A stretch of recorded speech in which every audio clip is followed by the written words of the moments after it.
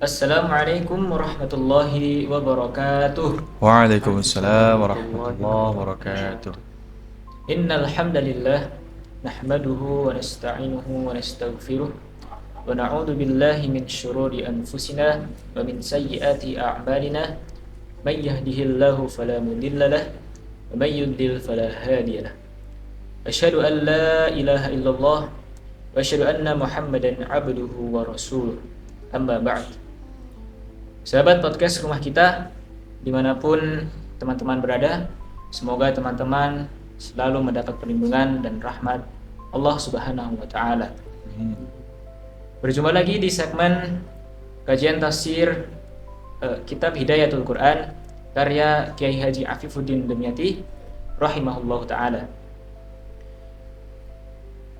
Teman-teman podcast rumah kita, insyaallah pada kesempatan kali ini kita akan melanjutkan pembahasan kita, yaitu tafsir Quran surat Al-Baqarah ayat 19 sampai ayat 20 yang akan dijelaskan dan dijabarkan oleh Ustadz kita, Ustadz Jamal Husna.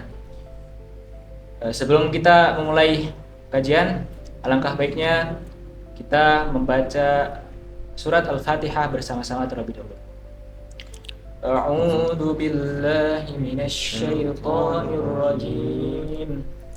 Bismillahirrahmanirrahim. Alhamdulillahi rabbil alamin. Ar-Rahmanir Rahim. Maliki yaumiddin. Iyyaka na'budu wa iyyaka nasta'in. Ihdinas siratal mustaqim. Siratal ladzina an'amta 'alaihim ghairil maghdubi 'alaihim waladdallin. Amin amin ya rabbal alamin. Baik Ustaz, dimulai saja. Bismillahirrahmanirrahim. Assalamualaikum warahmatullahi wabarakatuh. Waalaikumsalam warahmatullahi wabarakatuh. Alhamdulillah rabbil alamin. Hamdan tayyiban katsiran mubarakan fi kama yuhibbu rabbuna wa yarda. Asyhadu an la ilaha illallah wa asyhadu anna Muhammadan abduhu wa rasuluh la nabiyya wa la rasula ba'da. Allahumma salli ala Sayyidina Muhammadin al-Fatih lima ughliq wal khatim lima sabaq nasiril haqqi bil haqqi wal hadi ila siratikal mustaqim wa ala alihi haqqa qadrihi wa miqdaril azim. Rabbi shrah li sadri wa yassir li amri wahlul 'uqdatam min lisani. Teman-teman podcast yang dirahmati Allah Subhanahu wa taala, insyaallah pada hari ini kita akan melanjutkan kajian tafsir Hidayatul Quran dari ayat 19 sampai ayat 20, yang mana masih seputar tentang sifat-sifat orang-orang munafik. Nah, jadi pada ayat ini mungkin kita throwback dulu ke ayat sebelumnya, yang mana ayat sebelumnya menjelaskan perumpamaan orang-orang munafik atau orang-orang kafir, yang mana boleh Ustaz Syahrul dibacakan ayat sebelumnya?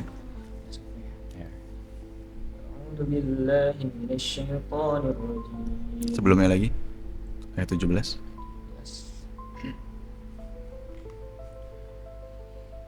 مثلهم كمثل الذي استوقد نارا فلما أضاءت ما حوله ذهب الله بنورهم وتركهم في ظلمات لا يبصرون صم بكم عمي فهم لا يرجعون. Boleh dibacakan artinya sekalian? Nah, perumpamaan mereka seperti orang-orang yang menyalakan api setelah menerangi sekelilingnya. Allah melenyapkan cahaya yang menyinari mereka dan membiarkan mereka dalam kegelapan, tidak dapat melihat. mereka tuli, bisu, dan buta, sehingga mereka tidak dapat kembali. Jadi pada dua ayat ini dijelaskan bahwa Allah memperumpamakan orang-orang kafir atau orang-orang munafik ini seperti orang yang menyalakan api. Jadi mungkin menyalakan api di kegelapan. Nah, api di sini bisa dikatakan sebagai cahaya atau hidayah dari Allah Subhanahu wa taala. Allah beri mereka hidayah. Nah, akan tetapi mereka nggak mau ngambil hidayah tersebut. Nah, makanya hidayah tersebut atau cahaya tersebut ditarik oleh Allah. Nah, akhirnya kalau misalnya seorang nih, misal kita nyalakan api itu kan ada cahayanya kan, cahaya dan panas. Jadi cahaya tersebut ditarik sama Allah, sisa apa? Sisa panasnya doang dan kegelapan. Jadi mereka dibiarkan oleh Allah dengan kesesatan mereka, karena mereka nggak mau sadar gitu. Ini loh udah dikasih cahaya sama Allah, udah dikasih hidayah sama Allah, tapi mereka nggak mau.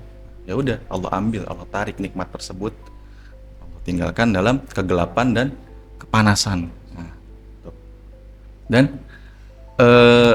kemudian cahaya tadi kan seperti yang saya bilang itu bisa berupa keislaman atau rahmat dari Allah dan lain-lain. Nah, kemudian dijelaskan juga ada kalimat zulumat.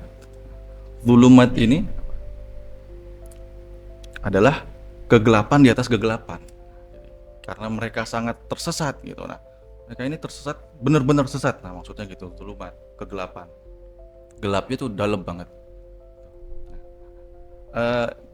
Zulumat di sini juga bisa diartikan dengan apa? Itu karena mereka sudah nggak punya cahaya Islam, mereka nggak dapat ditarik sama Allah nikmat tersebut. Nah, mereka akhirnya tersesat.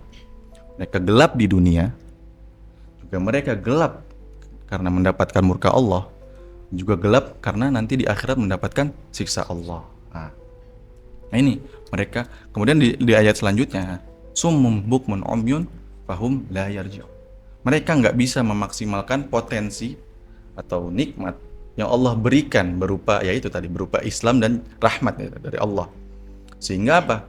Mereka bisu, mereka enggan untuk mengatakan kebaikan. Jadi mereka cuma pengen apa? Menyebarkan kebohongan-kebohongan untuk merusak Islam, untuk ya menjadikan Islam jelek ya gitu. Mereka nggak mau menggunakan mulut mereka itu untuk membela Islam, untuk mengatakan yang hak. Kemudian summum bukmun, mereka buta. Buta apa? Mereka nggak mau menggunakan mata mereka untuk apa? Untuk melihat tanda-tanda kebesaran Allah.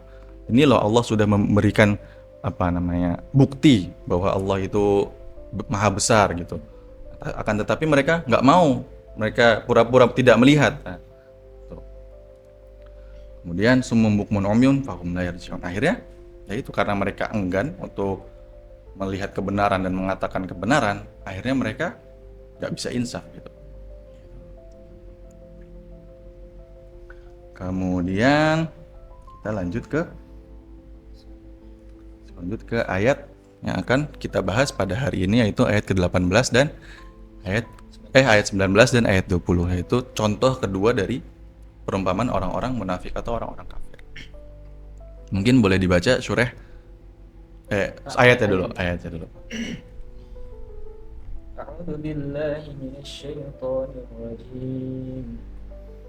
أو كصيب من السماء فيه ظلمات ورعد وبرق يجعلون أصابعهم في آذانهم من الصواعق حذر الموت والله محيط بالكافرين يكاد البرق يخطف أبصارهم كلما أضاء لهم مشوا فيه وإذا أظلم عليهم قاموا ولو شاء الله لذهب بسمعهم وأبصارهم إن الله على كل شيء قدير.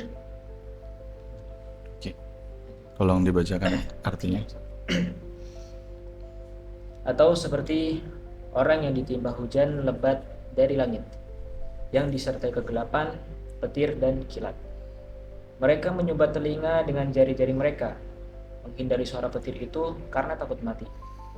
Allah meliputi orang-orang yang kafir. Hampir saja kilat itu menyambar penglihatan mereka. Setiap kali kilat itu menyinari, mereka berjalan di bawah sinar itu. Dan apabila gelap menerpa mereka, mereka berhenti. Sekiranya Allah menghendaki, niscaya Dia menghilangkan pendengaran dan penglihatan mereka. Sungguh Allah Maha Kuasa atas segala sesuatu. Boleh dibacakan tafsirnya, Surah, tolong. Yang ayat 19 dulu. والمعنى أو هم كأصحاب مطر غزير فيه ظلمات الليل والسحاب والمطر ورعد وبرق يجعلون أصابعهم في آذانهم خشية الموت من سماع الرعدة والله محيط به إحاطة تامة وقادر على الانتقام منهم متى شاء وكيف شاء. وقد شبه الله تعالى الإسلام بالمطر لأن القلوب تحيا به كما تحيا الأرض بالمطر، وشبه شبهات الكفر بظلمات المطر لما يعتري المنافقين من الشكوك في القرآن، وشبه القرآن بالرعد والبرق لما في القرآن من النور والزواجر التي تقرع الأذان وتزعج القلوب. فالقرآن هو النور الذي يبين حقية الحق وبطلان الباطل ويهدي الله به من يشاء كما قال تعالى يا أيها الناس قد جاءكم برهان من ربكم وأنزلنا إليكم نورا مبينا. وقال تعالى ولكن جعلناه نورا نهدي به من نشاء من عبادنا. وقال بعض العلماء معنى محيط بالكافرين أي مهلكهم ويستشهدون على هذا المعنى بقوله تعالى لا تأتنني به إلا أن يحاط بكم أي إلا أن تهلكوا جميعا. وبقوله تعالى وأحيط بثمره فأصبح يقلب كفيه أي وأهلك أمواله المعهودة من جنته. Ya, mungkin aneh artiin dulu maknanya. Yang pertama, auhum ka ashabi matarin ghazirin fihi zulumatul laili was-sahabu wal matar. Artinya, atau mereka seperti orang yang tertimpa hujan lebat, matarin ghazirin, hujan yang sangat lebat, mana hujan tersebut di dalamnya terdapat kegelapan malam, awan dan juga hujan, wara'dun wa barqun, serta guruh dan kilat. Yaj'aluna asabi'ahum fi adhanihim khasyatal mauti min sima'i ar-ra'dat, yaitu mereka memasukkan jari-jari mereka ke dalam telinga mereka karena apa? Karena takut mati akibat suara petir tersebut. Wallahu muhitun bihim ihatatan tammatan wa qadirun 'ala al-intiqami minhum mata syaa wa kaifa syaa. Nah, Allah meliputi mereka dengan liputan, segala liputan yang sempurna serta maha kuasa untuk membalas mereka kapan dan bagaimanapun yang Allah kehendaki.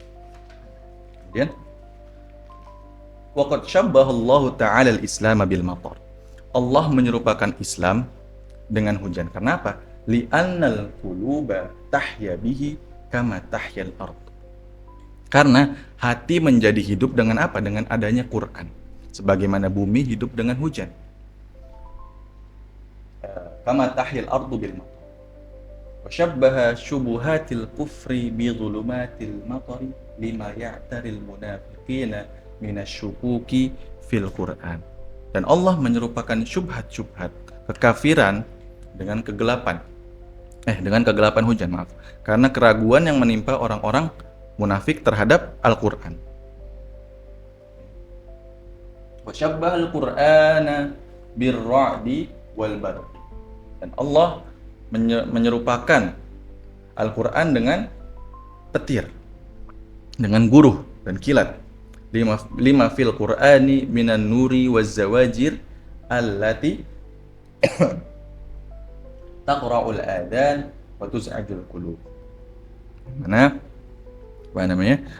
Allah menyerupakan Al-Qur'an dengan guruh dan kilat karena di dalamnya terdapat cahaya dan peringatan yang keras yang mengguncang telinga dan menggetarkan hati. Sebagaimana firman Allah, ya ayuhan nas ja'akum burhanun min rabbikum wa anzalna ilaikum. Wa qala ba'dul ulama ma'na muhitum bil kafirin ay muhlikuhum wa yastashhiduna ala hadzal ma'na bi qoulihi ta'ala la ta'tunnani bihi illa ay yuhata bikum ay illa an tuhlaku jami'an bi qoulihi ta'ala wa hita bi thamarihi fa asbaha yuqallibu kaffayhi ay wa ahlaka amwalahu al-ma'hudata min jannatayhi. Oke. Jadi dari ayat ini sebagian ulama menafsirkan dari tadi ini paragraf ini sebagian ulama menafsirkan bahwa firman Allah itu muhaitum bil kafirin, Allah muhaitum bil kafirin dengan makna Allah dapat membinasakan mereka sebagaimana firman Allah la ta'tunni bihi illa ayyuhata bikum. Pokoknya ini nanti Anda jelasin. Oke, jadi dari penafsiran ayat 19 ini ada beberapa hal yang kita dapat petik. Yang pertama, sebentar.